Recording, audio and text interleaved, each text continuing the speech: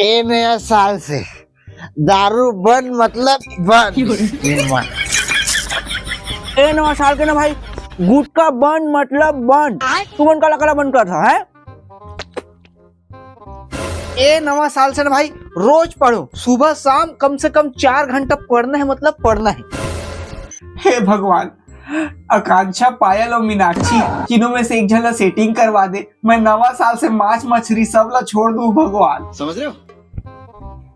ए नवा साल से ना भाई रोज जिम जाऊं और वहां आके एक डंबल मल्ला मारूं, ऐसे बॉडी बनाऊं ना कि टूरी बन के ना एक बार में देख के फिदा। माँ कसम ए नया साल से ना बेटू तो रोज रोज घुमा लेके जाऊं, माँ कसम कहा था वो। ए नवा साल से नहीं, रोज सुबह 5 बजे उठूं और दौड़े जाऊं।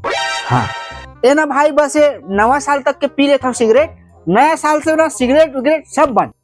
ए नया साल से ना भाई वीपीएन मोबाइल से डिलीट और इनकॉग्निटो मोड में जाबे नहीं करो, माँ कसम।